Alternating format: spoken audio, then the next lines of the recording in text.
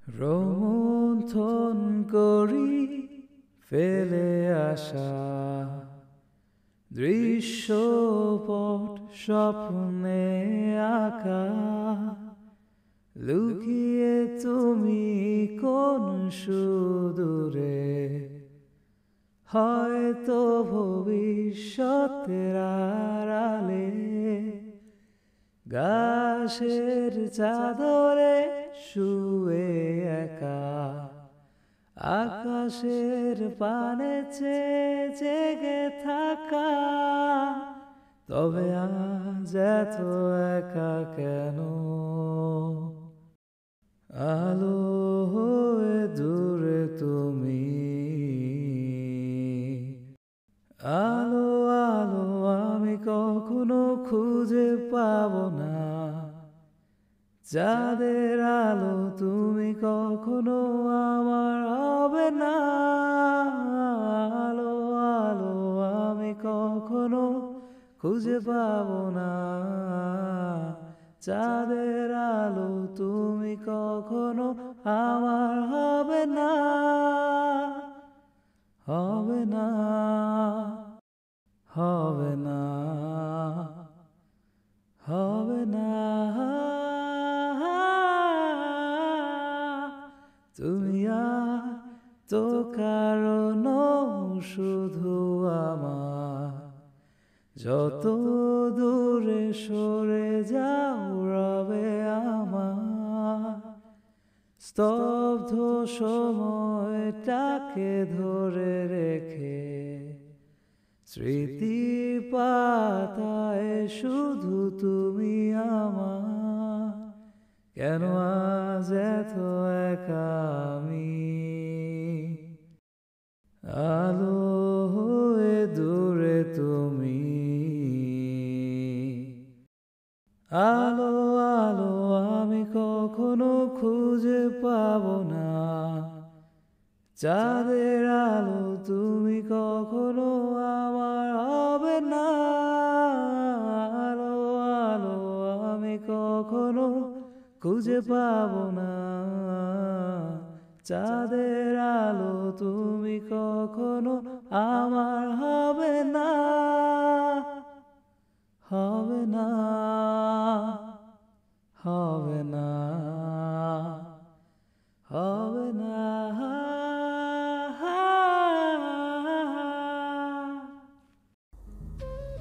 এক পা দু পা করে পা ফেলে মইবে অনেকটুকু পথ পেরিয়েছে। ছাদের কার্নিশের দিকে তাকালো। হাত পৌঁছাতে আরো অনেকটা ওপরে ওঠা জরুরি। এর ওপরে উঠতে গেলেই পা ফসকে যাবে। সাফাইনা নিচ থেকে বলছে আর একটু উঠতে, বড্ড বিরক্ত লাগছে। এই মেয়েটা কেন আগলে রাখলো না কাকাতুয়াকে? বহু কষ্টে বাবার কাছে বায়না ধরে এই পাখি উপহার পেয়েছে এবারের জন্মদিনে। গতকাল সাফাইনা পাখি দেখতে গিয়ে অনুরোধ করলো একটা রাত কাকাতুয়াকে ওদের বাসায় রাখবে। তাই আর বারণ করতে ইচ্ছে হলো না। সকালে ছুটে গিয়ে বলে খাঁচার দরজা খোলা পেয়ে উড়াল দিয়েছে। সারা বাড়ি খুঁজে দেখে ছাদের ওপর। ভয় পেয়ে কাউকে না জানিয়ে মোনার কাছে গেল। ঘুম থেকে উঠে সবে নাস্তা সেরে ডোরেমন দেখতে বসেছিল। এরই মাঝে এই মেয়ে উপস্থিত হলো এমন একটা ব্রেকিং নিউজ নিয়ে। বর্তমান অবস্থা এই যে পাখি সাফাইনাদের ছাদে রবি নেটওয়ার্কের যে টাওয়ার আছে তার উপর বসে আছে। নিজের উপর বড্ড অভিমান হলো মোনার। কেন সাফাইনাকে দিল? কেন দরদ দেখাতে গেল? হাত পা ছুঁড়ে কাঁদতে মন চাইল। মোনা প্রতিজ্ঞাবদ্ধ কাকাতুয়াকে নিয়ে আজ বাড়ি ফিরবে। সাফাইনা পাখিকে ডাকছে, কাকু নেমে যা, হুইস, আয় আয়। কথা বলতে বলতে এক কাণ্ড করে বসলো। একটা ইটের টুকরো ছুঁড়ে মারল কাকাতুয়ার দিকে। ব্যাস, কাজ হয়ে গিয়েছে। উড়াল দিল দূর আকাশে। হাঁ করে চেয়ে রইল মোনা পাখির উড়াল পথে। মাথায় হাত দিয়ে সাফাইনা ছাদে বসে পড়ল। ছলো ছলো চোখে মোনা একবার চায় পাখির উড়াল পথে, অন্যবার দেখে সাফাইনাকে। সাফাইনা মাথায় হাত দিয়ে বলল, এই যা মোনাদি, পাখি তো চলে গেল। মোনা আর কথা না বাড়িয়ে নেমে আসে মইবে, চোখে পানি। সাফাইনার সাথে আর একটি কথাও বলেনি। সিঁড়ি দিয়ে নেমে সোজা নিজের বাড়ির দিকে পা বাড়ায়। বাড়ির গেটের সামনে আসলে সাফাইনা পেছন পেছন এসে মোনার হাত ধরে বলল, মনাদি, সরি। এবার মোনা গর্জে উঠল। আর কখনোই আমাদের বাসায় আসবি না। ঝামটা মেরে হাত সরিয়ে বাড়ির উদ্দেশ্যে ছুটে এলো। দ্রুত পায়ে নিজেদের বাড়ির গেটের ভেতরে ঢুকে যায়। মোনাদের কেয়ারটেকার মতি মিয়া ছুটে এলো। মোনা ঢুকতে ঢুকতে বলল, মতি আঙ্কেল, এই মেয়ে জীবনেও যেন আমাদের বাসায় না আসে। তুমি গেট খুলবে না।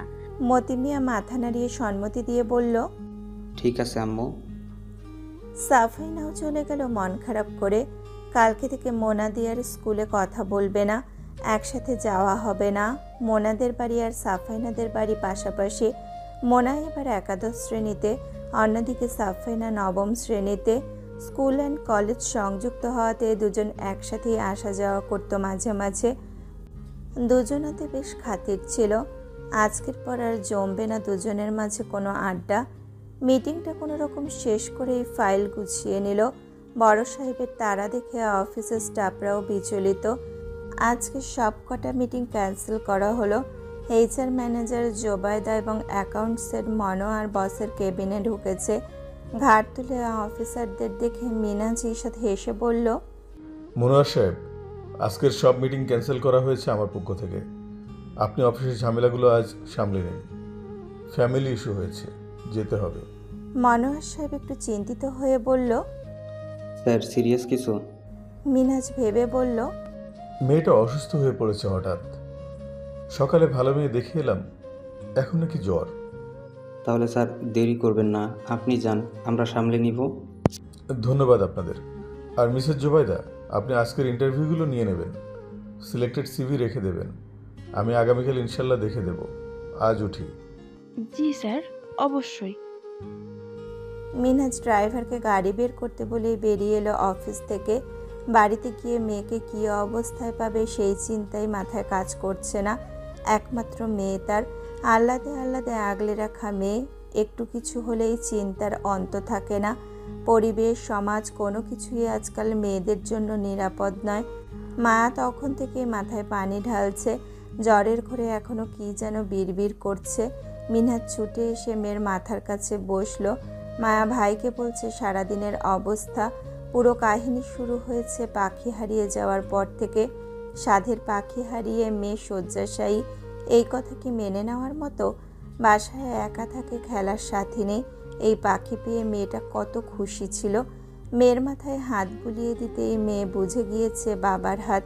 পিটপিট নেত্রে চেয়ে ক্ষীণ স্বরে বলল, বাবা, আমার কাকতারুয়া উড়ে গিয়েছে। মায়া অসহায় চোখে তাকিয়ে বলে, হয়েছে তো মুনিয়া মা, আর পাখি পাখি করিস না। বাক্য শেষ করার আগেই মিনহাজ কাকে যেন ফোনে আদেশ দিল আর একটা পাখি এনে দিতে। নূরজাহান বেগম গজগজ করতে করতে রুমে প্রবেশ করলো। আশ্চর্য কথাবার্তা, মাইয়া পাগল হইলেও কি তুইও পাগল হইবি মিনহাস? এডি কিনতে কি টাকা লাগে না? এই মাইয়া তোর সব ধ্বংস করব। যা কইব তাই হাজির করণ লাগবো কেন? মায়া আমাকে রেগে পড়ল, আম্মা তুমি চুপ করতে পারো না? মুনিয়া ভাইয়ার কাছে কি জানো না? আমাদের আছে কি ও ছাড়া? আমিও আদর করি, কিন্তু মাইয়া মানুষের এত আহ্লাদ দেওয়া ঠিক না। পরের ঘরে যাইব 2 দিন পর। এইসব অভ্যাস খারাপ। জামাই কি এইরম মাথায় তুইলা নাচবো? এত আদিকলামি দেখাইলে তুইলা আছাড় দিব নে। মিনহাজ মেয়ের দিকে তাকিয়ে বলল, এমন জামাই না হলে মেয়েই দেব না। জ্বরের শরীরে মোনা দাদির কথায় ছ্যাদ করে উঠল। মাথা উঠাতে পারছে না বিছানা থেকে, কিন্তু দাদির কথায় মেজাজ চটে গেল। গলা ফাটিয়ে বলল, এই বুড়ি, এই সামনে থেকে যাও। তুমি আমাকে তাড়াতে পারলে বাঁচো, তাই না দাদা ভাই? মামুন সাহেব ছুটে এলেন নাতনির ডাক শুনে। মেয়েটা এতক্ষণে কথা বলেছে দেখে ভালোই লাগছে। মাথায় হাত বুলিয়ে বললেন, কি হয়েছে বোন, শরীরটা ভালো লাগছে এখন? এই বুড়িকে যেতে বলো। বাবাকে বলছে আমাকে যেন কাকতারুয়া কিনে না দেয়। আমার বিয়ে নিয়ে কেন প্যান প্যান করছে কানের সামনে? আমার শরীর বেশি খারাপ হয়ে যাচ্ছে। কথা জড়িয়ে যাচ্ছে, শরীর প্রকৃতপক্ষে নেতিয়ে যাচ্ছে। মায়া মোনার শরীরে হাত দিয়ে চোখ কপালে তুলল। জ্বর বেড়েই চলেছে। মামুন সাহেব চোখ রাঙালেন স্ত্রীর দিকে তাকিয়ে।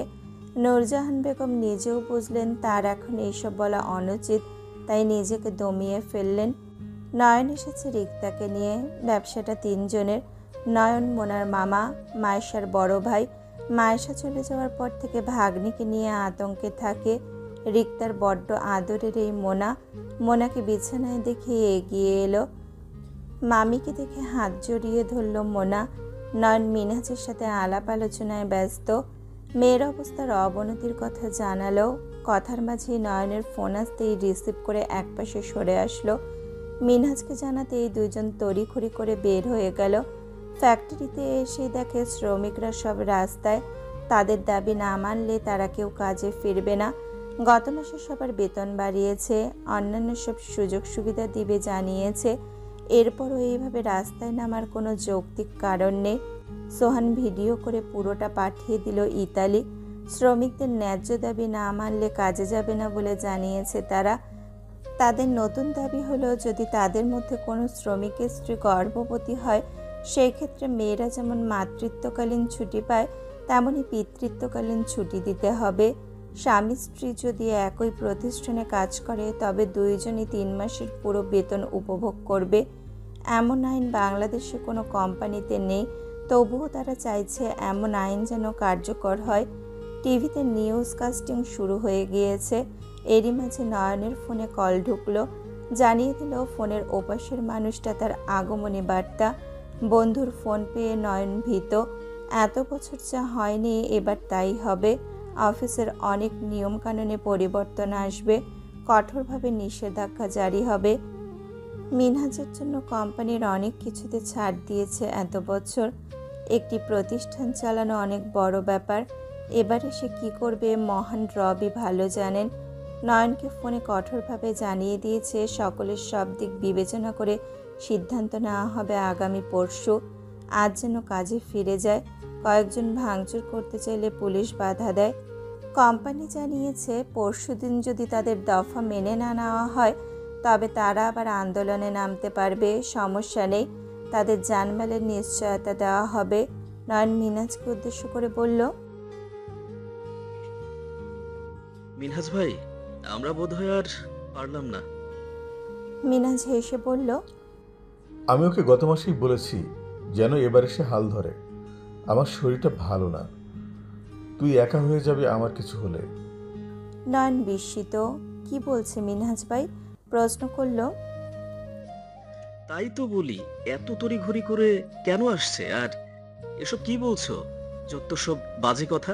তোরা 2 জন সামলে নিবি। মোনা তো তোর নেওটা। এছাড়া তোদের মিনহাজ অভিজ্ঞতা আছে বাচ্চা সামলে নেয়ার। আমার মেয়েকেও সামলে নিবি। চুপ যাও ভাই, এমনিতেই দুশ্চিন্তার অন্ত নেই, তুমি আবার স্যাড স্টোরি জুড়ে দিচ্ছ। 2 জনের কথার মাঝে একটা প্রবল অনুশঙ্কা লুকিয়ে আছে। চোখের পলকে কেটে গেল একদিন। পরদিন রাত পেরিয়ে ভোর হতেই মোনা চোখ খুলে তাকালো। শরীরের ব্যথা এখনো কমেনি, জ্বরটা কমেছে বোধহয়। পাশে মায়া শুয়ে আছে।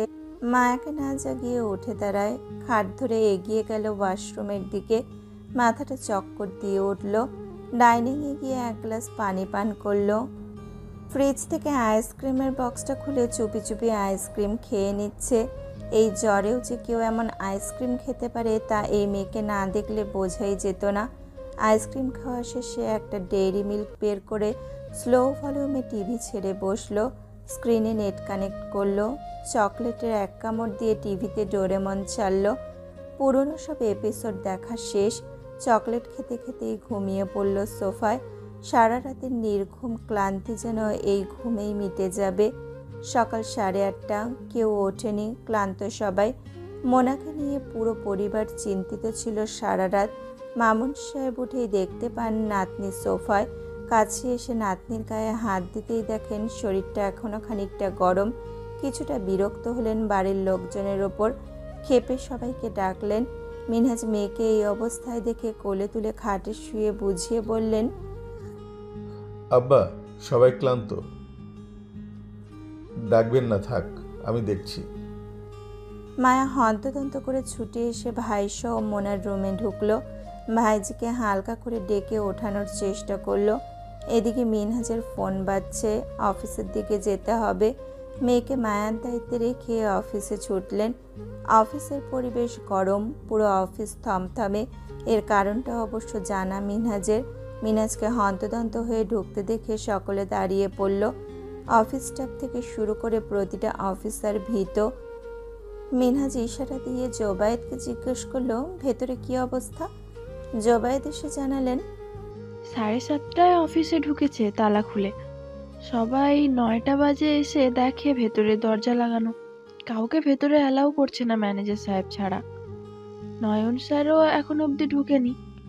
ডিরেক্টর ও চেয়ারম্যানের মিটিং বসবে 10টায়, এরপর বাকিদের। মিনহাজ সব কথা মনোযোগ দিয়ে শুনে নয়নের কেবিনে চলে গেল। নয়ন মিনহাজকে দেখে বলল ভাই পরিবেশ কেমন বুঝতে পারছি না। ভেতরে নাকি শুধু ম্যানেজার সাহেব আছে, সব ফাইল নামিয়ে ফেলেছে।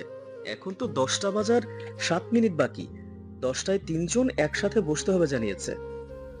মিনহাজ মাথা নেড়ে সায় দিয়ে বলল চিন্তা হওয়াই স্বাভাবিক। নাস্তা করেছো মোনা? আম্মা কেমন আছে? শরীরটা গরম, রেখে আসতে মন চায়নি, কিন্তু কি করব। আচ্ছা, আল্লাহ ভরসা। এই সমস্যা কেটে উঠলে কয়েকদিন ওকে একটু সময় দিও, আমরা এদিকটা সামলাবো।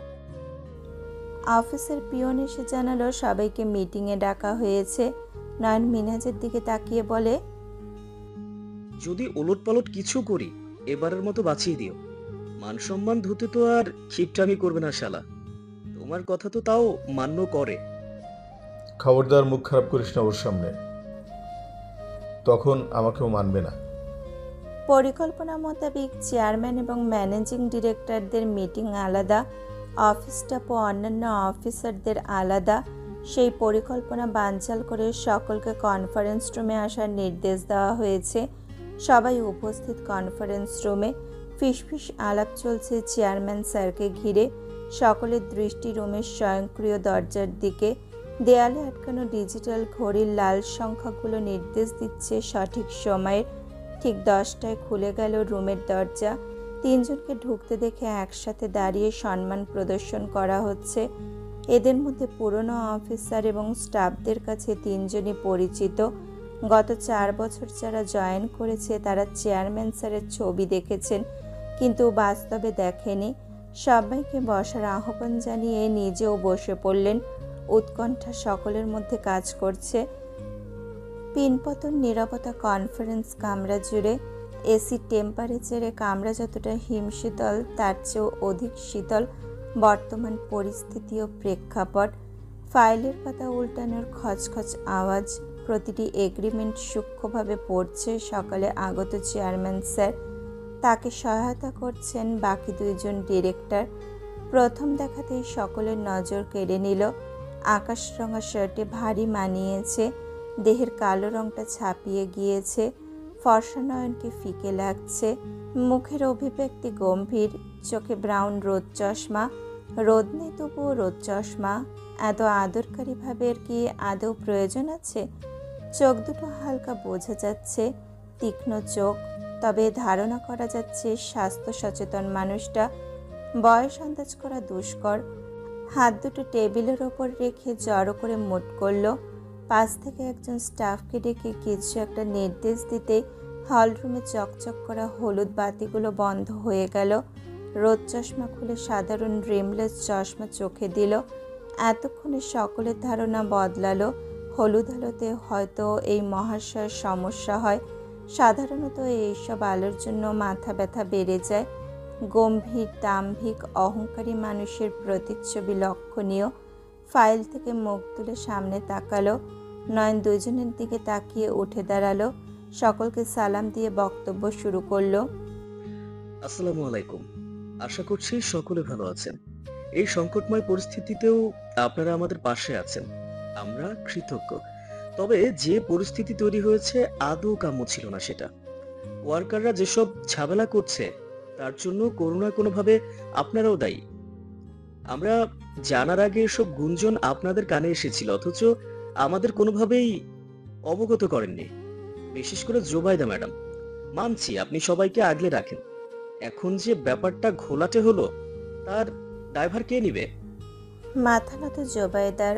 নয়নের খুব অপমানে লেগেছে আজ। বন্ধু এসেছে অবধি ভালো করে কথাও বলেনি একটিবার। নিশ্চিত রেগে আছে। যেভাবে শান্ত হয়ে নিজেকে সামলে চুপচাপ সব দেখছে, হয়তো ঝড় আসার আগের পূর্বাভাস। কিছুটা থেমে মিনহাজের দিকে তাকাতে ইশারায় বোঝালো নয়নকে চালিয়ে যেতে। প্রথমত 3 মাস নয়, 6 মাস মাতৃত্বকালীন ছুটি প্রতিটি নারীর প্রাপ্য। মায়ের পদতলে সন্তানের জান্নাত, প্রতিটি মাই সম্মানিতা, তাই ন্যায্য ছুটি দেওয়া হবে। কিন্তু 3 মাস পিতৃত্বকালীন ছুটি কোম্পানি কেন দিবে? তার চেয়ে বড় কথা, আমরা প্রতিষ্ঠান চালাই, সাহায্য কেন্দ্র নয়। হ্যাঁ, এর মধ্যে তাদের নতুন দাবি পুরো বেতন দিতে হবে। পুরো বেতন তো দূরের কথা, বেতনই বা দিব কেন? তহবিল খুলে রেখেছি আমরা।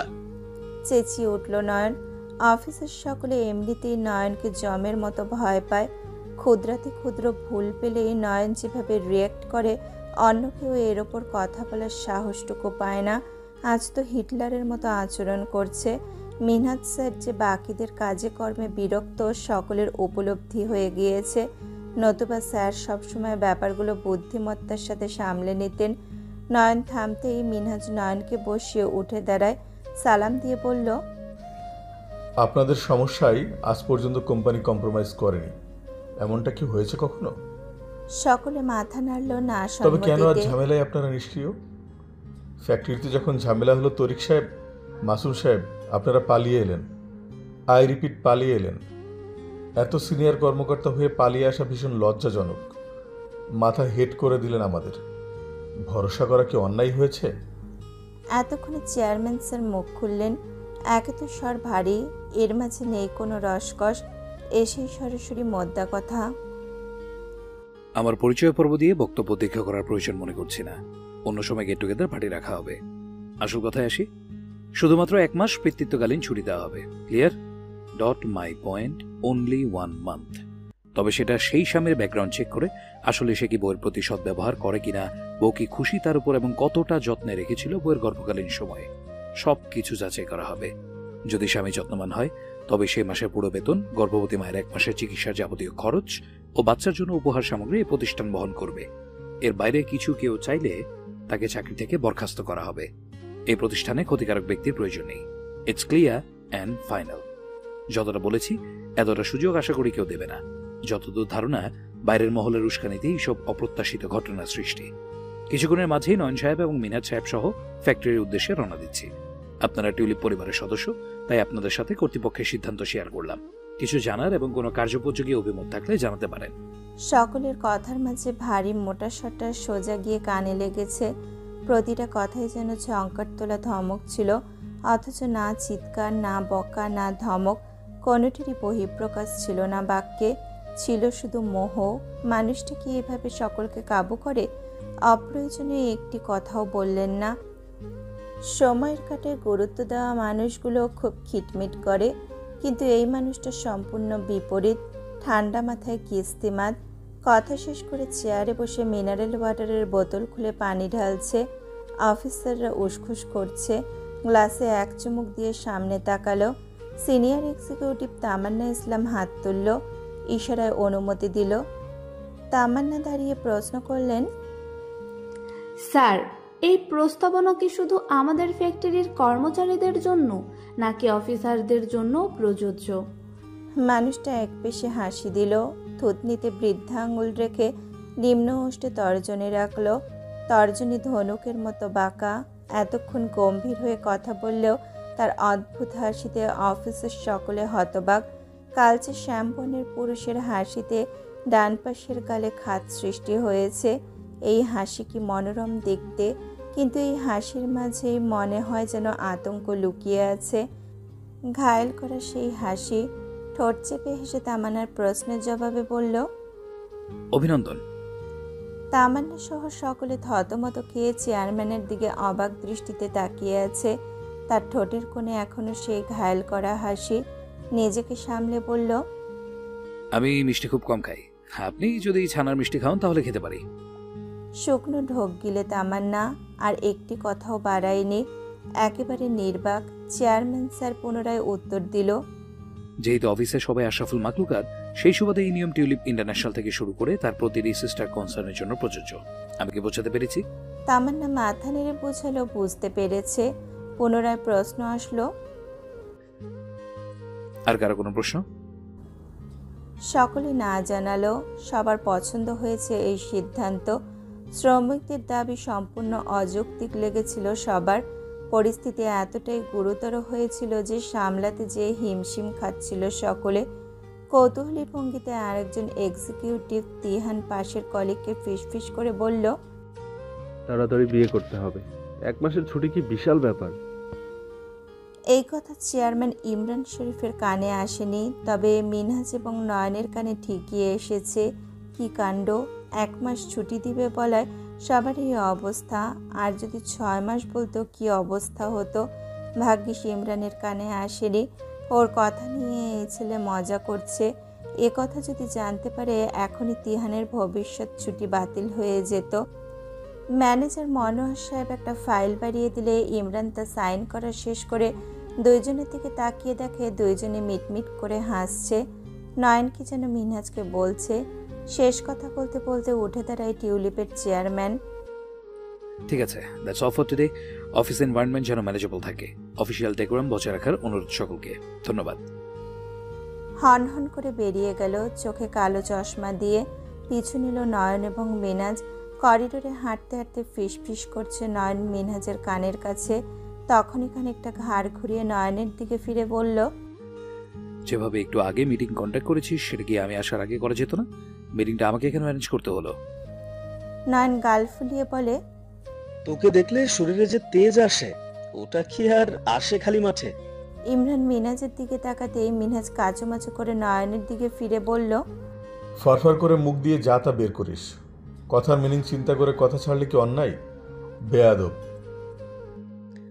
সব সময় শুধু বকা আমাকেই দাও তুমি, ওকেও তো মাঝে মধ্যে দিতে পারো।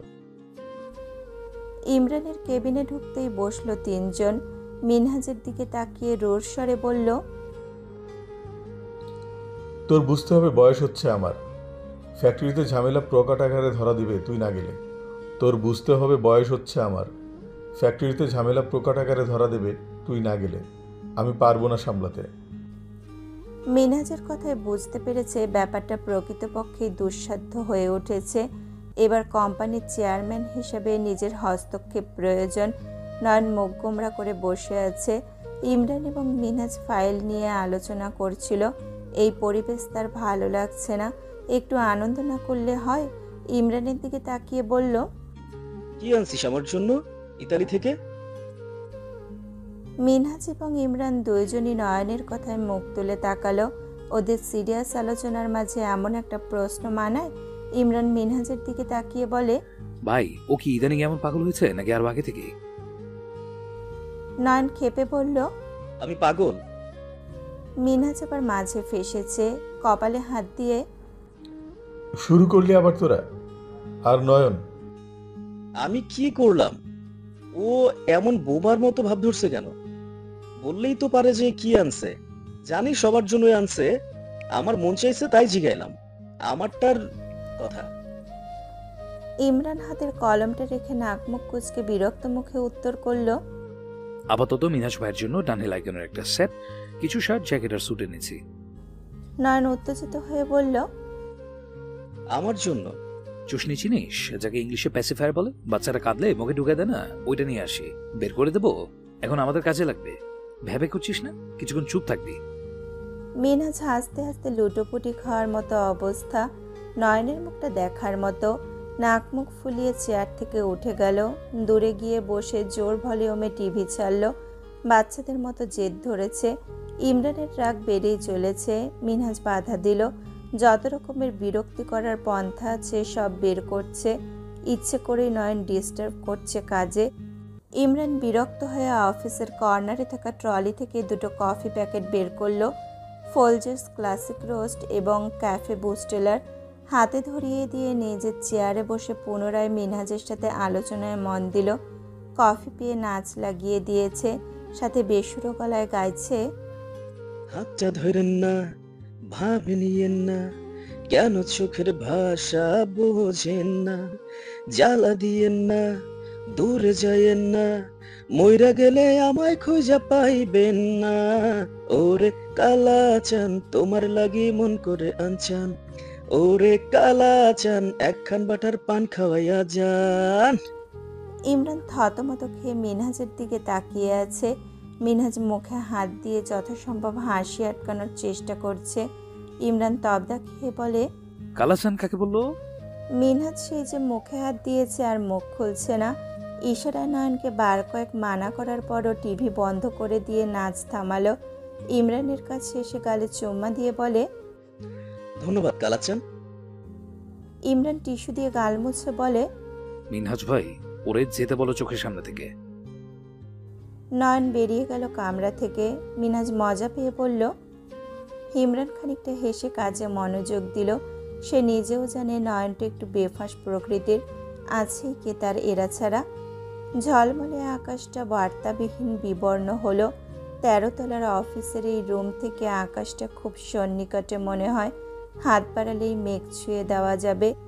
কোথাও এক ফোঁটা মেঘের আলাপন নেই, অথচ আকাশ রং পরিবর্তন করেছে। মানুষ ঠিক এমন করেই পরিচিত রূপ বদলে ফেলে। সফল মানুষের সঙ্গী হতে সবার আকাঙ্ক্ষা, অথচ এতটুকু ভাবতে আপনা আপনি দু চোখ বন্ধ হয়ে আসে। ল্যাপটপটা টেবিলের ওপর রাখা। আসার পর থেকে অফিসের সকল ধরনের কর্মকাণ্ড মনিটর করা কেবল শেষ হলো। দুজন সৎ নিষ্ঠাবান মানুষের কাঁধে সকল দায়িত্ব অর্পণ করে নিশ্চিত ছিল এতদিন। সততা, সচ্চরিত্রবান হওয়া এবং ভালো থাকাই ছিল তাদের ধর্ম। সৎ মানুষের উচ্চ বুদ্ধিমত্তা সম্পন্ন গুণাবলীগুলো নিচু স্তরের মানসিকতা সম্পন্ন অধমের মস্তিষ্কে সাড়া জাগায় না। মিনহাজকে কেউ ঠকাতে পারে ব্যাপারটা ভাবতেই ইমরানের মনে হলো ভালো মানুষের প্রয়োজন নেই দুনিয়াতে। সহজে কারোর সাথে বিবাদে না যাওয়া মানুষ মিনহাজ। সব কিছু সহজ মস্তিষ্কে সমাধান করে এই লোকটা, অথচ গত 6 মাস তাকে ঠকিয়ে যাচ্ছে অফিসের বিশ্বস্ত কয়েকজন এমপ্লয়ি। মানুষটা জানতে পারলে কতটা কষ্ট পাবে তা ভাবনাতীত। মিনহাজের সাথে পরিচয়টা নতুন নয়, একই পাড়ায় ছিল সবাই। পাড়ার সিনিয়র ভাই মিনহাজ, এর মাঝে প্রিয় বন্ধু নয়নের একমাত্র ভগ্নিপতি। মায়েশা ভাবি মারা যাওয়ার পর থেকে অনেক চড়াই উতরাই সয়ে মেয়েকে কোলে পিঠে বড় করেছে। মিনহাজের কথা ভাবতে ভাবতে নিজের কথা মনে পড়ল। প্রচণ্ড হাসি পেল। দুজন দুরকম সিচুয়েশনের শিকার, অথচ গল্প এক। Single father. মিনহাজ ভাই শক্ত হতে পারেনি, কারণ আজ মায়েশা ভাবির ভালোবাসা বুকে বেঁধে বেঁচে আছে, অথচ তার বেলায় সে প্রতারণার শিকার। সাথে সবচেয়ে কষ্টকর তকমা, Imran is a divorced person. ঠোঁটের কোণে বিষাদময় হাসি ফুটে উঠেছে। জোরে ব্রিদ ইন ব্রিদ আউট করে চোখ মেলল। ফোনটা হাতে নিয়ে অপ্রয়োজনীয় নাম্বারটা ব্লক লিস্ট থেকে আনব্লক করে গোটা অক্ষরে টাইপ করলো, চেকমেট।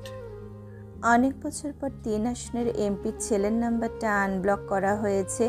শেষবার যখন কথা হয়েছিল তখন করজোরে বলেছিল, জারিফ, এত বড় ক্ষতি করো না, ছেলেটা ছোট আমার। শখেও বিকলে আসার পর থেকে ঘরে আছে রিমি। ধ্যান জ্ঞান সব ভুলে বসেছে। এর মাঝে কয়েকবার সামাজিক যোগাযোগ মাধ্যমের বিশেষ অ্যাকাউন্ট চেক করা শেষ। সব কিছুতে গোপনীয়তা মেনে চলা, কেবল সামনে ছবিটাই ভাসছে। সাদাব ডেকে সবাইকে ক্যান্টিনের দিকে নিয়ে এসেছে। তিহান রিমির মাথায় হালকা মেরে বলল, একটা মেয়ে ঠিক কতটা চুকচুকে স্বভাবের হয় তোকে না দেখলে বুঝতেই পারতাম না। চৈতিও সায় দিল তিহানের কথায়। রিমির হাতে হাত রেখে বোঝাতে যাবে, এর আগে ঝামটা মেরে হাতটা সরিয়ে বলল, বিরক্ত করবি না, he is damn hot here. Chaiti তেতে উঠল, তোর চোখটাও খারাপ স্বভাবের সাথে সাথে, পাক্কা ব্যবসায়ী একটা। ওনার মনে কি কোনো দয়া মায়া নেই? কিভাবে বলল প্রতিটা কথা? মনে হয় যেন শুধুই দায়ভার, এর বেশি কি কিচ্ছু নয়। ওনার ভেতরে একটা হিংস্র প্রাণ আছে। তিহান পাশে এসে বলল, এই বেটা কি যেন আচ্ছা এই বেটা কি যেন বললো, যাচাই বাছাই করবে, রাইট? আরে আমার তো ভয়, এই লোক নিজের বউয়ের যত্ন করে তো, মানুষের বউয়ের যত্নের কথা বলে, কিন্তু কথা সেটা নয়। তামান্নাকে যে অভিনন্দন জানালো, এই ব্যাপারটা বুঝলাম না। তামু, তুই চিনিস স্যারকে আগে থেকে? তামান্না দম ফেলে বলে, আমি কি করে চিনব? এই লোক ভয়ঙ্কর তিহান, আজ প্রথম দেখলাম। প্রতিটা কথা কত শান্ত স্বরে বলল দেখলি? আমার বিয়ের কথা চলছে। গতকাল ছেলেপক্ষ দেখে গেল। প্রোগ্রামের ডেট ফিক্সড হয়নি, তোদের আজই জানাতাম। সারপ্রাইজ ছিল, এখন পর্যন্ত কেউ জানে না। কিন্তু স্যার কি হিসাবে আমাকে অভিনন্দন জানালো তাই তো বুঝলাম না। সাদাফ তিহানের কাঁধে হাত রেখে তামান্নাকে উদ্দেশ্য করে বলল, He is an incredible talented person and genius as well, বুঝলি? Fantastic soul. Nayan sir reject করে, বকাতেই ঠিক আছে, তবে আজ ওনার প্রতিক্রিয়া সম্পূর্ণ ভিন্ন ছিল। ইমরান স্যার সম্পর্কে যতটুকু শুনেছি, খুব ডিসিপ্লিনড একজন মানুষ, রাগারাগি করবে না, বকাঝকা করবে না, কথা বলার ধরন এমন যে কাজ অটোমেটিক হয়ে যাবে, যেতে বাধ্য। হয়তো নয়ন স্যারকে অফিসের ব্যাপারগুলো নিয়ে এমন কিছু বলেছে যার কারণে উনি আজ নিয়ন্ত্রণ হারিয়ে রেগে গেল। তামান্নার ব্যাপারটা সাধারণ সেন্সে কেউ বুঝবেই না, কিন্তু বস এক ছটকায় বুঝে ফেললো। কীভাবে জানিস? সকলে মাথা নেড়ে বলল, কিভাবে? লুক তামো, I will make it clear. একমাত্র তোর মাথায় এই প্রশ্ন প্রথমে এসেছে, এবং তা ইনস্ট্যান্ট এসেছে, কারণ তোর নিজের পরিস্থিতি তোকে প্রশ্ন করতে বাধ্য করেছে। সামনে তোর বিয়ে, তুই প্রেগনেন্ট, আজ না হোক 2 দিন পর তো হবি।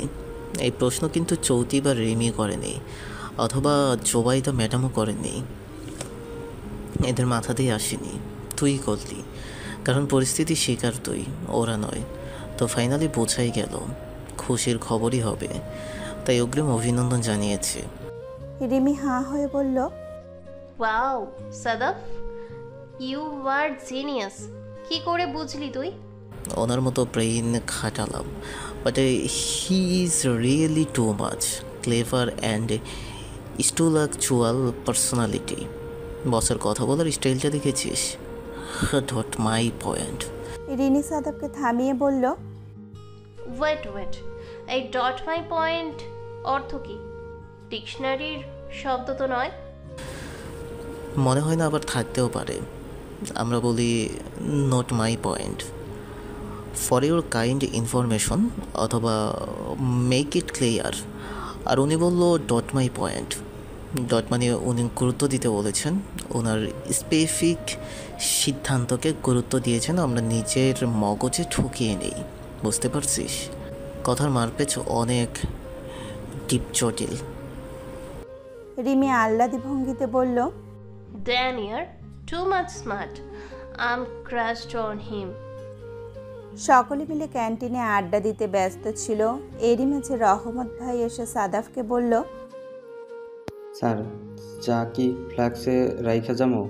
আমি আবার অফিসের কামে বাইরে যাবো। রিমি বিরক্তকর ভঙ্গি নিয়ে বলল, উফ রহমত ভাই, দিলে তো ইমাজিনেশনের 12টা বাজিয়ে। সবাই ক্যান্টিন থেকে বের হয়ে গেল। পরিবেশ ভালো না, বেশিক্ষণ ক্যান্টিনে বসে আড্ডা দেওয়াটাও বিপজ্জনক আজকের জন্য।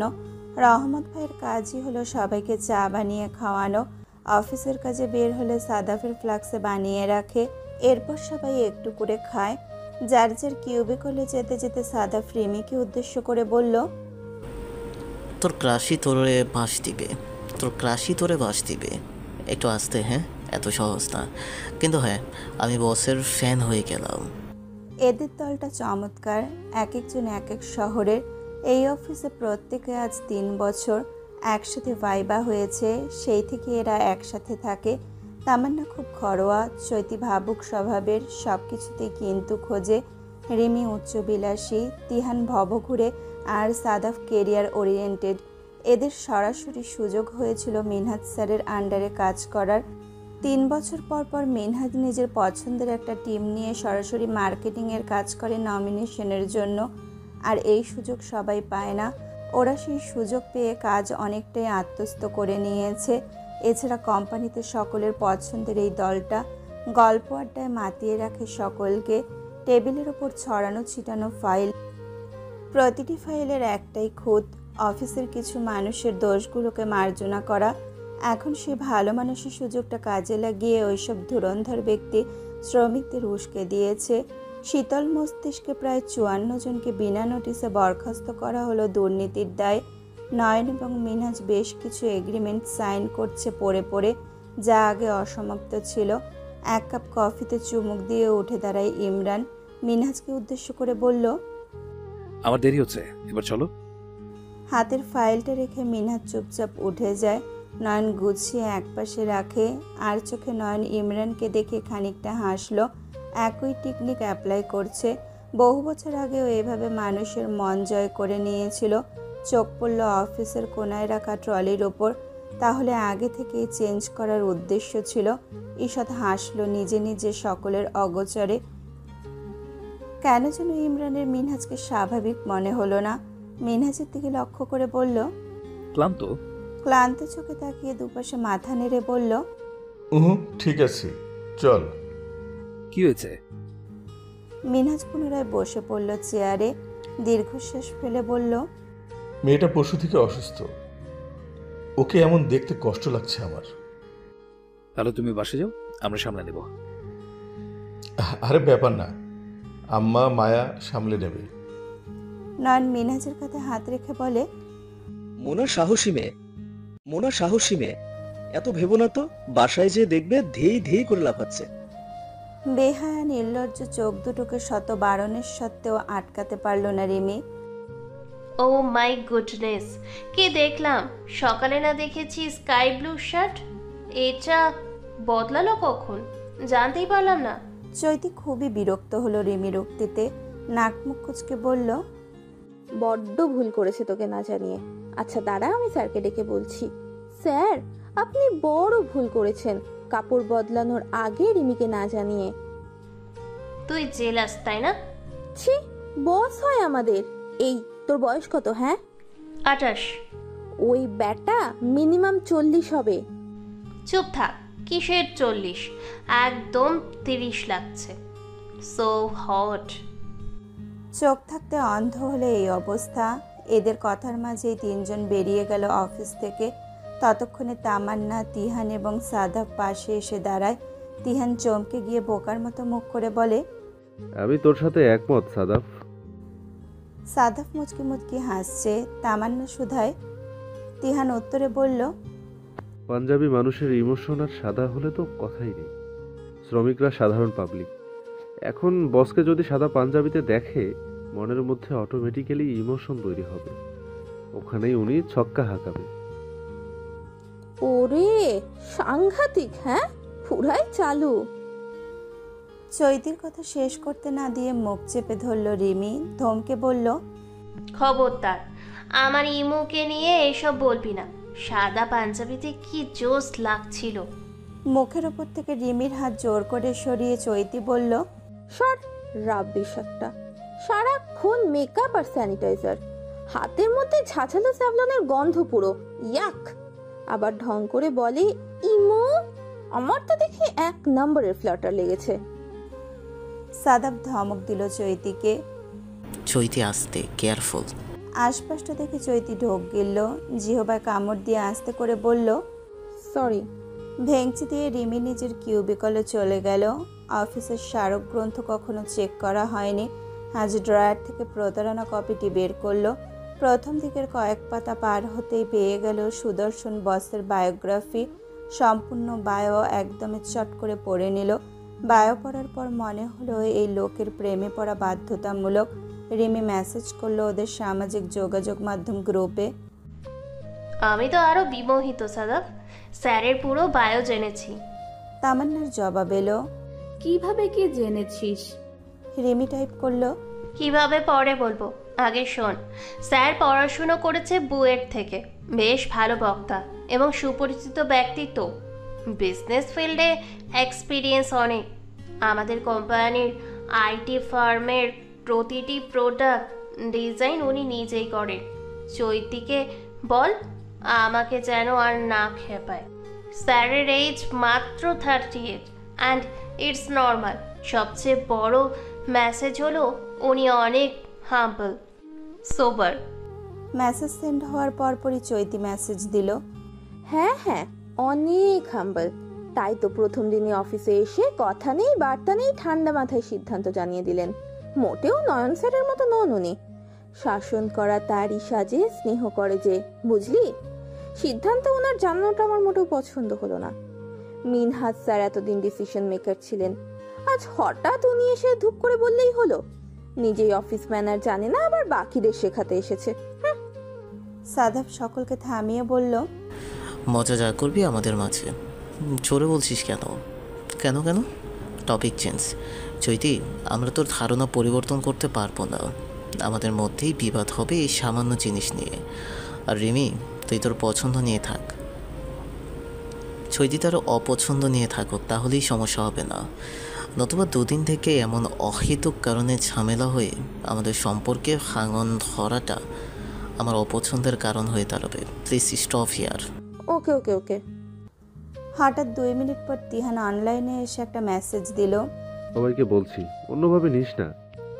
বস যেমনই হোক থাকতে হবে ওনার আন্ডারে, মানিয়ে চলাটা হবে বুদ্ধিমানের কাজ। এই অফিসটা আমাদের অনেক পছন্দের। এটা তো সত্যি এত সুযোগ আমরা কোথাও পাবো না। রিমি এত খুশিতে গদগদ হওয়ার কারণ দেখছি না। আর চৈতি, তোর সাথেও বস খারাপ ব্যবহার করেনি, সুতরাং আমরা মানিয়ে নিই প্লিজ। আর সবাইকে বলছি, যেহেতু উনি অভিজ্ঞ, দক্ষ এবং গুরুজন, আমাদের শ্রদ্ধা সম্পন্ন দৃষ্টিতে দেখা উচিত। কারো ক্রাশ আবার কেউ ডিসরেসপেক্টেড দিয়ে কথা বলবি, এসব বড্ড অশোভনীয় রে। ওনার আশাটা খুব জরুরি ছিল, সিদ্ধান্ত নেওয়াটা খুব স্বাভাবিক। ফ্যাক্টরির যা অবস্থা হয়তো সামলাতে যে নয়ন স্যার এবং মিনহাজ স্যার হিমশিম খাচ্ছে। আমরা হলে এভাবে বিষয়টি হ্যান্ডেল করতে কিছুতেই পারতাম না। চৈতি এবং রিমি, রাগ করিস না দোস্ত, বাদ দে তোদের মেইলি ঝামেলা। মেসেজ সিন হয়েছে। এবার তিহানের কাছে ব্যাপারটা খারাপ লেগে উঠল। বেশি বলে ফেললো না তো? বসকে নিয়ে এই অহেতুক আলোচনা ভালো লাগছিল না। নিজেদের বন্ডিং যেমন খারাপ হচ্ছিল, ঠিক তেমনই মন্তব্যগুলো অস্বাভাবিক লাগছিল। মানুষটাকে চেনার এবং বোঝার জন্য সময় নেওয়া প্রয়োজন। সাদাব মেসেজে একটি ভালোবাসাময় প্রতিক্রিয়া দিল। এরপর সব বন্ধুরা দিল। একে একে উত্তরস্বরূপ মেসেজ এলো, ওকে, আসলে আমরা ব্যাপারটা নিয়ে বাড়াবাড়ি করছি, একটু সময় নিয়ে স্যারকে দেখি। তামান্নার মেসেজের পর রিপ্লাই আসলো বাকি দুজনের, ওকে বাবা। মিনহাজ এবং নয়ন বাকিদের নিয়ে আলোচনায় বসেছে। ফ্যাক্টরির ভেতর ঘেরাও করে রেখেছে শ্রমিকরা পুরো ফ্যাক্টরি। শ্রমিকদের সব দাবি উত্থাপিত হলো। দুজন সব শুনে নতুন সিদ্ধান্ত ঘোষণা করতে না মানার প্রজ্ঞাপন জারি করলো শ্রমিক দল। হট্টগোল বেঁধে গেল। কিভাবে যেন লাঠিসোঁটা বের করে হামলে পড়লো অফিসিয়াল কর্মকর্তাদের ওপর। ঢিল ছুটতে নয়নের কপালে লাগলো। আচমকা চোটে প্রচণ্ড আঘাত পেয়ে বসে পড়ল নয়ন। হয়তো আধ ইঞ্চি নিচে হলে বাম চোখ আজীবনের জন্য দৃষ্টিশক্তি হারাতো। মিনহাজ নয়নকে ধরতে গিয়ে খুব জোরে লাঠির আঘাত পেল ডান হাতে। কয়েকজন স্টাফ অফিসার আহত হলো। তৎক্ষণাৎ ফ্যাক্টরির দরজা বন্ধ হয়ে গেল। চারিদিক ধোঁয়াশা হলো। চোখ খুলে রাখা কঠিন থেকে কঠিনতর হয়ে পড়েছে। এর মাঝে লাঠিচার্জ হলো। ধোঁয়ার মাঝে অদেখা কিছু লোক অফিসারদের আড়াল করে নিরাপদ স্থানে নিয়ে এলো। আঘাতও পেয়েছে প্রচুর। ধোঁয়ার পরিবেশ কাটিয়ে উঠতে সবাই লক্ষ্য করলো শ্রমিকদের চারিদিক থেকে বেশ কিছু কালো পোশাক পরা লোক সবাইকে ঘিরে রেখেছে। ইমরান চেয়ারে বসলো। দুজন স্টাফ নয়ন এবং মিনহাজকে প্রাথমিক চিকিৎসা দিচ্ছে। সকলকে উদ্দেশ্য করে ইমরান বজ্রকণ্ঠ ছাড়ল, দাবি মেনে নিয়ে 1 মাসের ছুটি দেওয়ার জন্য প্রতিজ্ঞাবদ্ধ হয়েছে কোম্পানি। এটা কি পছন্দ হয়নি? তাহলে আমার সোজা সাপটা কথা, আজই সকলকে বরখাস্ত করা হোক মাসের বেতন দিয়ে। কোম্পানিতে কোনো গুন্ডা সন্ত্রাসী রাখার প্রয়োজন বোধ করছি না। এসব গুন্ডামি বাইরে গিয়ে রাস্তায় রাস্তায় করলেই বেশ মানাবে। 500 কর্মীকে ছাঁটাই করে প্রয়োজনে 1 সপ্তাহে 600 কর্মী নিয়োগ দেব। দুষ্ট গরুর চেয়ে শূন্য গোয়াল ভালো। ম্যানেজার সাহেব, এদের চিকিৎসার টাকা সহ 1 মাসের অগ্রিম বেতন দিয়ে বের করে দিন। তিনজনই উঠে যাবে এমন সময় পেছন থেকে এক শ্রমিক চিৎকার দিয়ে বলে, হে মাদারচোদ, তুই কে আমাদের চাকরি খাওয়ার? যে অভ্যাটা বেশি চলতেছে, তোরা আজকে এখানেই খতম করবো। এতজন অফিসার, নারী, শ্রমিক সকলের সামনে গালিগুলো হজম হলো না। আগে পিছে ডান বাম সব কিছু ছাড়িয়ে এগিয়ে গিয়ে ওই শ্রমিকের গালে ঠাসি এক চড় মারল। ভীষণ শব্দ হলো। বাকিরা পিছিয়ে গেল। চিৎকার দিয়ে বলল, আমি কে? তোর আব্বারে গিয়ে জিজ্ঞেস কর আমি কে। আরেকবার যদি দেখেছি আমার কোম্পানিতে এসে ঝামেলা লাগিয়েছিস তো প্রাণটাও নিয়ে আগাতে দেব না। তুই কি ভাবছিস তোকে পোষা কুকুর বানিয়ে কোম্পানিতে পাঠালে জানতে পারবো না কি কাজগুলো করাচ্ছে? যে পাঠিয়েছে তাকে বলবি সাহস হয়তো ইমরানের সামনে এসে কথা বলতে, কাপুরুষের মতো পেছন দিক থেকে ছোবল না মারতে। কামাল, ওরে নিয়ে সারিফের নর্দমায় ছুঁড়ে মারবি, আর বাকিদের 24 ঘন্টা সময় দিলাম। যদি দেখি আগামীকাল ফ্যাক্টরি খালি, তবে কালই শেষ দিন এখানে সবার। ফ্যাক্টরি দরজা বন্ধ হয়ে যাবে তাদের জন্য। কেঁপে উঠল সবাই। মানুষটা কিছুক্ষণ আগেও মিটিংয়ে শান্ত স্বরে সকলকে বুঝিয়ে বলল, নারী শ্রমিকরা অনেকেই খুশি হয়েছে। অনেক ফ্যাক্টরি তো বেতনও দিতে চায় না, এখানে তো তাও ছুটি, বেতন এবং সাথে চিকিৎসা খরচ দিবে। এত কিছুর পরও আক্রমণটা ইমরানের সম্মানে লেগেছে। মিনহাজের আঘাত বেশি লেগেছে, নয়নের কপালে ব্যান্ডেজ। ব্যথা পেয়েও মিনহাজ বলল, ভাই ওই তো দেখি ভালোই গাইলো, পারতে পারে। আমি তো ভাবছিলাম শালা ভুলেই গেছে। যেমন ভদ্র মানুষের রূপ ধরে থাকে, ওর সামনে গাইল পারলে মনে হয় যে কয়েকবার গোসল করে শুদ্ধ হওয়া লাগবে। মিনহাজ দাঁত কিরমিরিয়ে বলে, তুই কপালে ব্যথা পেয়েও মস্করা ভুলিসনি। ও কিনা মরদ যে গালি ভুলবে? পুরুষ মানুষ প্রয়োজনেই গালি ছোড়ে, আর তাদের উপরই ছোড়ে যারা এটার যোগ্য। ঘুষিতে তোর নাক চ্যাপটা বানাবে। আপাতত চুপ থাক। আমি তো এমনিই বললাম, বকতেছো কেন? চুপ। ইমরান এগিয়ে মিনহাজের হাত ধরে ওকে নিয়ে বের হলো। নয়নকে ধরলো অন্য স্টাফ। গাড়িতে উঠেই শরীর ছেড়ে দিয়েছে মিনহাজের। মিনহাজ এবং নয়নের অবস্থা দেখে ইমরান নিজেকেই দোষারোপ করছে। এতক্ষণ হুমড়ি তুমড়ি করা স্বর বেশ ধীর হলো। শান্ত স্বরে বলল, ব্যাপারটা এতটা গড়াতে দেওয়া ঠিক হয়নি। নয়ন হেসে বলে, এই অল্প ত্যাগে যদি ভালো কিছু হয় তবে ত্যাগই ভালো। মিনহাজও সায় দিল। ইমরানকে নীরব দেখে ধীর গলায় বলল, ওভার থিঙ্কিং বন্ধ করো ইমরান। যা হয়েছে ভালো হয়েছে। আল্লাহ কাউকে নিরাশ করেন না। ইমরান মুচকি হেসে বলল, ভালো চেয়েছি, তবে তোমাদের রক্তের বিনিময় নয়। রক্ত আমার ঝরুক, রক্ত ঝরিয়েই আজ এই অবস্থানে পৌঁছেছি। পরিস্থিতি কিভাবে সামলাতে হয় নয়ন উপলব্ধি করেছে। হেসে হেসে বলল, কিন্তু তুই তো গালি ভুলোস নাই। এটা দেখে আমি চমকিত, ধমকিত এবং আশ্চর্যান্বিত। বিরক্তি নিয়ে ইমরান বলে উঠল, ঢিল মাথায় কয়টা লাগছে? পাগলের পোলা বকছিস কেন? বাংলা ঠিক মতো শিখিসনি? এইসব শব্দ কি তোর অভিধানের? মগজ ঠিক জায়গায় আছে? আমার তো আছে, তবে আমি ভীষণ অবাক হলাম। ফ্যাক্টরির কিউসি ম্যানেজার মাহবুবা তোফা তোর দিকে প্রেমের চোখে তাকিয়েছিল।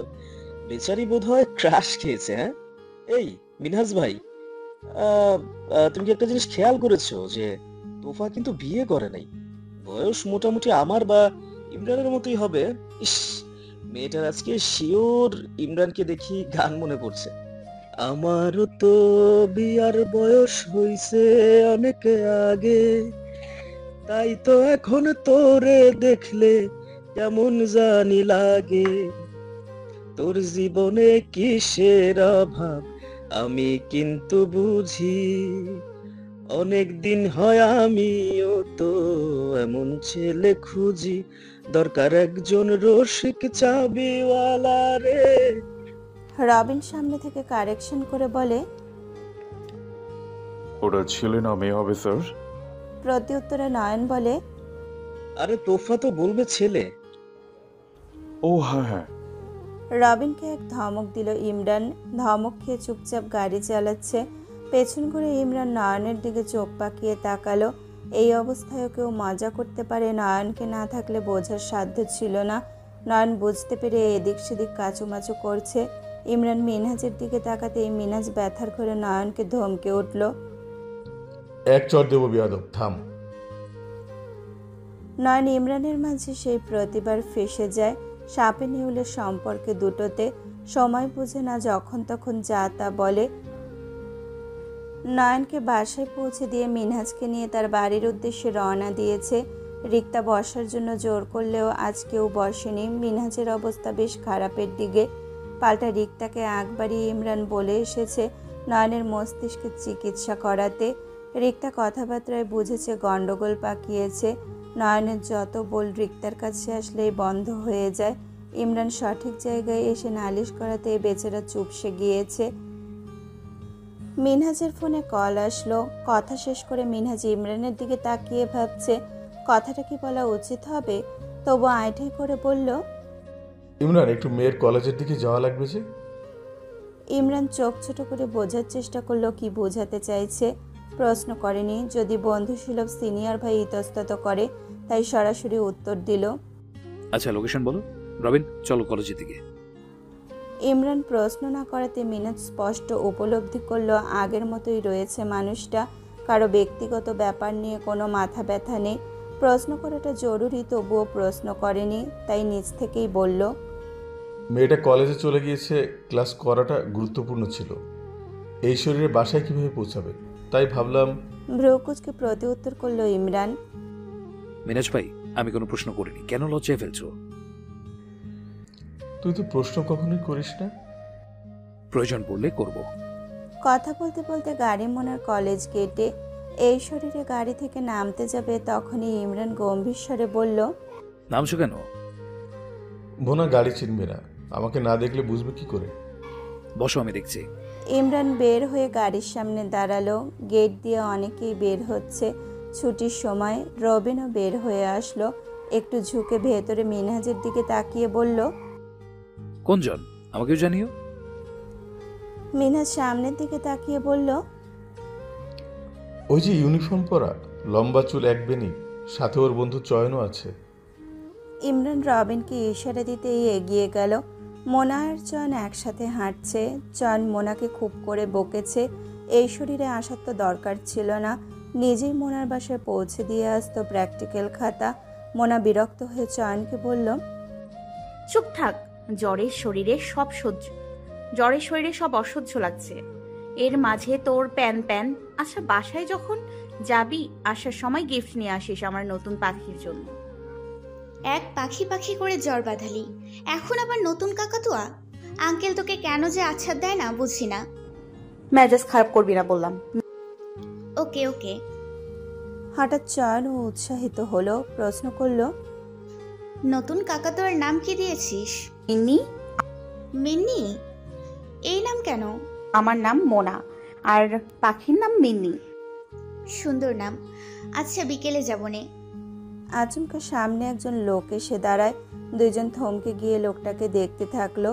রবিন কিছু বলার আগেই মোনা বলল, এভাবে সামনে দাঁড়িয়ে পড়ার কোন ধরনের অভদ্রতা? আপনাকে তো আমরা চিনি না। রবিন মারাত্মক থতমত খেয়ে গেল।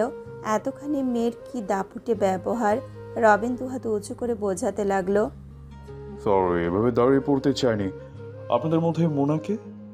আমি? কেন? আপনার বাবা এসেছে, ওই যে গাড়িতে আছে, আপনাকে নিয়ে যেতে বলেছে। মোনা এক পলক তাকালো ইঙ্গিত করা গাড়ির দিকে। বাবার গাড়ি সাদা আর এটা কুচকুচে কালো। সামনের দুটো লাইট নির্ঘাত ঘোর অন্ধকারে বিপ বিপ করে জ্বলবে। দেখতে পুরোপুরি কালো চিতার মতো, আর দেহ বেশ বড় বাবার গাড়ির তুলনায়। তাকিয়ে দেখলো অপরিচিত গাড়ির সামনে অচেনা সাদা পাঞ্জাবি পরিহিত লোক দাঁড়িয়ে আছে। হঠাৎ মাথায় ভয় খেলল। রবিনের দিকে তাকিয়ে বলে, সত্যি করে বলুন, আপনি ছেলে ধরা না তো? গাড়িটা আমার বাবার নয়, আর যিনি দাঁড়িয়ে আছেন উনি আমার বাবা নয়। যেমন কালো গাড়ি তেমন গাড়ির মালিক, একেবারে ব্ল্যাক ডায়মন্ড। মানিক চেনে এনিওয়ে, ব্ল্যাক ডায়মন্ডের ড্রাইভার। আমি কিন্তু চেঁচাবো। রবিন চমকে উঠল। কি আশ্চর্য, স্যারকে কালো বলল? দ্রুত পরিস্থিতি স্বাভাবিক করতে বলল, আরে উনি কেন আপনার বাবা হবে? আর স্যারকে কালো বলছেন কেন? আপনার বাবা গাড়ির ভেতর, ওনার শরীর খারাপ। আগে চলুন সামনে, বাবাকে পছন্দ না হলে অন্য গাড়িতে উঠবেন। কি বললো লোকটা? বাবাকে পছন্দ না হলে? কত বড় কথা! খেপে বলল, এই অভদ্রলোক, বাবা কিভাবে অপছন্দ হয়? যাব না আপনার গাড়িতে। রবিন দুহাত জোর করে বলল, সরি ম্যাডাম, আমি তা বলিনি। হাত জোর করছি, প্লিজ সামনে চলুন, যে নিজের চোখে দেখুন। চয়ন হাত ধরে আশ্বস্ত করে মোনার। রবিনের পেছন পেছন এগিয়ে এলো। এতক্ষণ দূর থেকে সব দেখছে ইমরান এবং মিনহাজ লজ্জায় পড়ে গেল মেয়ের আচরণে। নিশ্চিত রবিনকে আচ্ছা মতন কথা দিয়ে ধোলাই দিচ্ছে। ইমরান নিশ্চুপ, চোখে এখনো আগের মতো রোদ চশমা, সাদা পাজামা পাঞ্জাবিতে সুপুরুষ লাগছে। মোনা এবং চয়ন গাড়ির কাছে আসতেই ইমরান গাড়ির দরজা খুলে দিল মোনার জন্য। ভীষণ অবাক হলো মেয়ে দুটো। এভাবে কেউ দাঁড়িয়েছিল গাড়ির দরজা খোলার জন্য। ব্যাপারটা খুবই আশ্চর্যজনক। ঘুরে ঘুরে ইমরানকে দেখছে।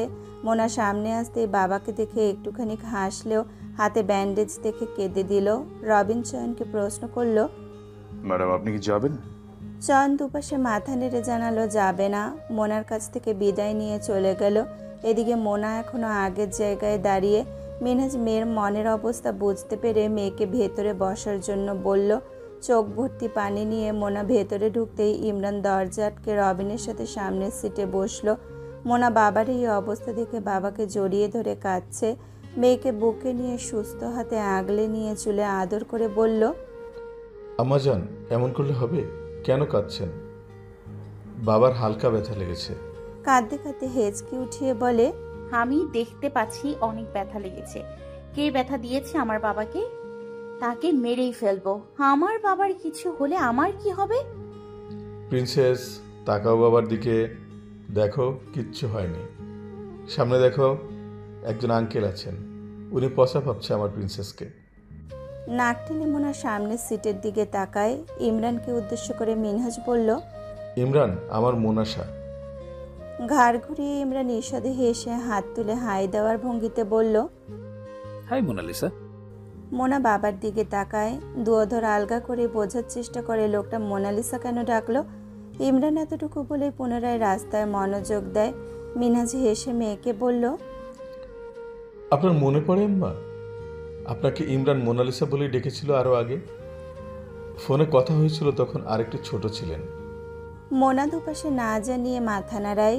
ইমরানকে আরেকবার দেখতে হারকাত করে। মিররে মোনার এই অবস্থা দেখে কিঞ্চিত হেসে পেছন ফিরল। মোনা আচমকা এক বিস্ময়কর উক্তি করে বসলো, মিস্টার ইমরান। না, ভালো শোনাচ্ছে না। ইমরান সাহেব, আপনি অনেক স্মার্ট। হাসিটা খুব সুন্দর। মোনার হঠাৎই মনে হলো মানুষটার হাসি চরম সুন্দর। চমকে উঠল গাড়িতে উপস্থিত প্রতিটা মানব প্রাণী। চক্ষুদয় বৃহদাকৃতি ধারণ করল। মিনহাজের দিকে তাকাতেই বুঝল লজ্জা পেয়েছে মেয়ের কথায়। মোনার হুটহাট এমনভাবে মানুষকে অপ্রস্তুত পরিস্থিতিতে ফেলে দেওয়ার অভ্যাস আছে তা মিনহাজের জানা, তবে ইমরানের তো অজানা। ধুম করে গাড়ির ব্রেক কষল রবিন। ক্ষেপে মোনাকে বলল, এই আপনি না একটু আগে স্যারকে ব্ল্যাক ডায়মন্ড বললেন? মোনা লজ্জা পেয়ে জিহবায় কামড় দিয়ে বলে, তখন তো রোদের মাঝে ঝকঝক করছিল, বাস্তবে অত কালো নয়। চকলেট কালারের ভীষণ স্মার্ট, গায়ের রং রোদে পড়া শ্যামবর্ণ, তামাটে আর কি। খুক খুক করে কেসে উঠল ইমরান। হতচকিত হলো এমন বাক্য শুনে। পানির বোতল থেকে পানিটুকু গিলে পরিস্থিতি সামাল দিতে বলল, Yes dear, you are also very pretty, like a Barbie doll. হাসি পেল ইমরানের। কি অদ্ভুতভাবে সংজ্ঞায়িত করলো গায়ের রঙকে। মুখে হাত দিয়ে ঠোঁট চেপে হাসি আড়াল করলো। এবার মিনহাজ হেসে দিল। বুঝতে পারলো পরিস্থিতি স্বাভাবিক। ইমরানও ব্যাপারটা সহজভাবে নিয়েছে। ইমরানকে উদ্দেশ্য করে বলল, কিছু মনে করিস না ইমরান, ও মাঝে মাঝে এমন বেফাস কথা বলে ফেলে।